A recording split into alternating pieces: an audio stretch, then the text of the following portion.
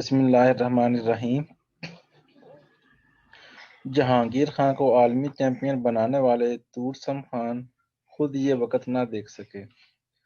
ذرا سوچئے، اگر کسی بچے کے بارے میں اس کے والدین کو یہ معلوم ہو کہ وہ ہرنیا کی بیماری میں مبتلا ہے اور اسے 2 مرتبہ آپریشن کے مرحلے سے گزرنا ہوگا، تو کیا وہ اپنے بچے کو سکواش جیسا سخت کھیل کھیلنے کی اجازت دیں گے؟ یہ بھی سوچنے والی بات ہے کہ ایک باپ اپنے بڑے بیٹے کو کھیلنے کے دوران زندگی کی بازی ہارتا ہوا دیکھ لے تو کیا وہ اپنے چھوٹے بیٹے کو وہی کھیل کھیلنے کی اجازت دے گا؟ سکواش کے عظیم کھلاڑی جہانگیر خان کو اپنی ابتدائی زندگی میں کئی اتار چڑھاؤ دیکھنے پڑے۔ 12 سال کی عمر تک پہنچنے تک ان کے 2 ہرنیا کے آپریشن ہو چکے تھے، لیکن سب سے بڑا دھچکا بڑے بھائی کی موت تھی جس نے ان کی دنیا ہی بدل دی۔ اگر کوئی دوسرا ہوتا تو وہ کب کا اپنے خوابوں کو سمیٹ کر بیٹھ جاتا، لیکن جہانگیر خان کے مضبوط ارادوں نے انہیں سکواش کی تاریخ کا سب سے کامیاب کھلاڑی بنا ڈالا۔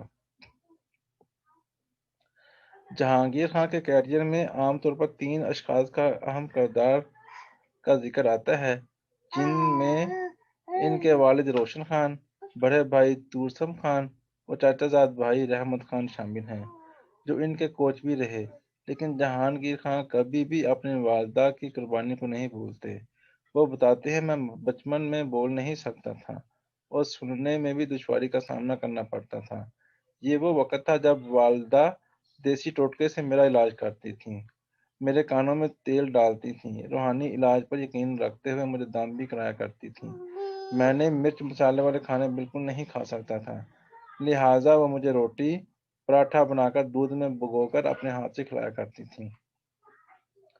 روشن خان جہانگیر خان کی صحت کے بارے میں بہت فکر مند تھے، کیونکہ ڈاکٹرز کہہ چکے تھے کہ جہانگیر خان کی جسمانی حالت ایسی نہیں کہ وہ کبھی بھی سنجیدہ قسم کے سکواش کھیل سکیں۔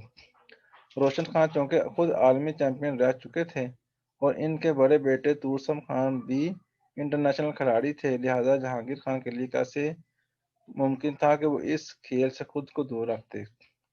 جہانگیر خان جب 8 سال کے تھے تو ان کے والد نے انہیں سکواش ریکٹ دیا جس کی لمبائی کاٹ دی گئی تھی۔ وہ اس ریکٹ کو بیٹے کو دیا گیا کھلونا سمجھ رہے تھے، لیکن جہانگیر خان نے ان سے نظریں بچا کر سنجیدگی سے کھیلنا شروع کر دیا تھا۔ گرم موسم کی سختی اور خود اپنی جسمانی حالت کی پرواہ کیے بغیر وہ گھنٹوں فلیٹ کلب کے سکواش کو کورٹ میں پریکٹس کرنے لگے تھے۔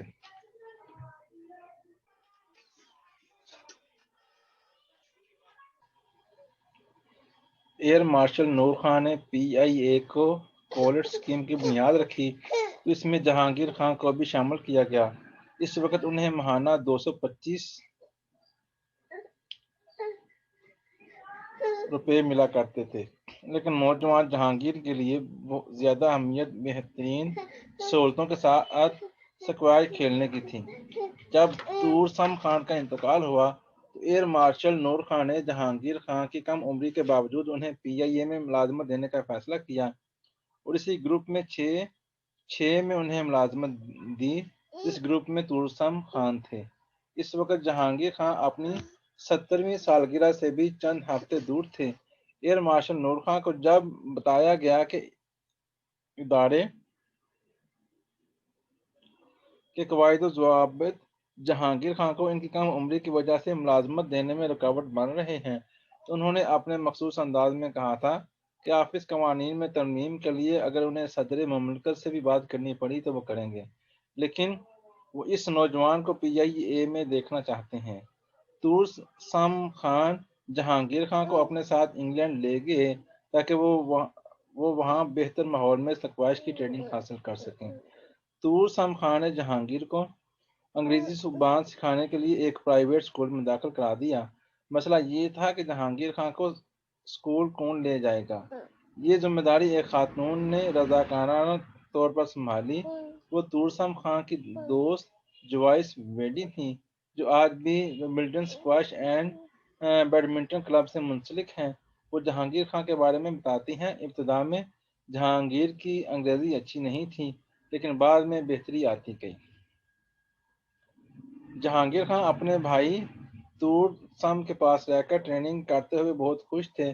اس دوران انہوں نے 15 سال کی عمر میں دنیا کا سب سے کم عمر ورلڈ امیچر چیمپئن بن کر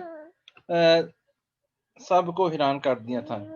جہانگیر خان کو اس جیت میں تورسم خان کی کوچنگ نے کلیدی کردار ادا کیا تھا، جو خود انگلینڈ میں تھے لیکن آسٹریلیا میں ہونے والی عالمی چیمپئن شپ میں اپنے چھوٹے بھائی کو فون کر کے ہر میچ سے قبل حریف کھلاڑی سے متعلق معلومات اور حکمت عملی بتا رہے تھے، اور جہانگیر خان ان کی ہدایات پر مکمل عمل کر رہے تھے۔ تورسم خان جب آسٹریلین اوپن میں حصہ لینے کے لیے ایڈلیڈ جانے لگے تو انہوں نے اپنے دیرینہ دوست ہودی جہاں سے کہا کہ انہوں نے فیصلہ کر لیا ہے کہ وہ اب اپنا کیریئر ختم کر کے جہانگیر خان کو ورلڈ چیمپئن بنانے پر توجہ دیں گے، لیکن قدرت کو کچھ اور ہی منظور تھا۔ آسٹریلین اوپن میں نیوزی لینڈ کے نیون باربر کے خلاف دوسرے راؤنڈ کا میچ کھیلتے ہوئے تورسم خان اچانک سکواش کورٹ میں گر پڑے۔ یہ منظر دیکھنے والوں میں ہیڈی جہاں بھی موجود تھے۔ شائقین میں موجود ایک ڈاکٹر نے فوری طور پر تورسم خان کا معائنہ کیا اور انہیں ہسپتال پہنچایا۔ ڈاکٹر کے مطابق انہیں دل کا دورہ پڑا تھا اور ان کا دماغ بری طرح متاثر ہوا تھا۔ ہیڈی جہاں اور گوگی علاؤ الدین پر سکتہ طاری تھا۔ دونوں کھلاڑی تمام وقت ہسپتال میں موجود رہے تھے۔ تورسم خان چند روز تک لائف سپورٹنگ مشین پر رہے، لیکن پھر ڈاکٹروں نے جواب دے دیا۔ روشن خان کے لیے مشین بند کر دینے کا فیصلہ کرنا کسی طور پر بھی آسان نہ تھا، اور انہوں نے دل پر پتھر رکھ کر یہ فیصلہ کیا۔ 28 نومبر 1979 کو جیسے جہانگیر خان کی دنیا اندھیری ہو گئی، بڑے بھائی کی موت نے ان کے تمام خواب بکھیر کر رکھ دیے تھے۔ 3 ماہ تک وہ سکواش سے بالکل دور رہے۔ در حقیقت وہ مزید کھیلنا بھی نہیں چاہتے تھے، لیکن پھر انہیں یہ کہہ کر مجبور کیا گیا کہ ورلڈ چیمپئن بننے کا خواب تورسم خان کا ہی تھا، لہذا اس خواب کی تکمیل ضروری ہے۔ اس خواب کی تکمیل 2 برس بعد 1981 کی ورلڈ اوپن ٹورنٹو میں ہوئی، جس میں چیف ہینڈ عالمی اعزاز کا دفاع کر رہے تھے۔ وہ لگاتار 4 سال سے عالمی اعزاز جیت رہے تھے، اور اسی سال برٹش اوپن کا فائنل میں جہانگیر خان کو ہرا کر انہوں نے ہاشم خان کا 7 بار برٹش اوپن جیتنے کا ریکارڈ بھی توڑا تھا۔ لیکن ٹورنٹو میں ان کے مضبوط اعصاب نوجوان جہانگیر خان کے جوشیلے کھیل کے سامنے جواب دینے لگے تھے، اور چوتھے گیم میں سکواش کی حکمرانی کا تاج ان کے سر سے اتر کر جہانگیر خان کے سر پر سج چکا تھا۔ یہ 28 نومبر وہی تاریخ تھی جب تورسم خان اس دنیا سے رخصت ہوئے تھے، لیکن 2 سال بعد اسی تاریخ کو ان کے خواب کی تعبیر دنیا دیکھ رہی تھی۔ بس 17 سال کی عمر میں ورلڈ چیمپئن بننے والے جہانگیر خان کے لیے یہ ایک جذباتی موقع تھا، کیونکہ وہ خوشی اور غم کی کیفیت کو ایک ساتھ محسوس کر رہے تھے۔ اللہ حافظ۔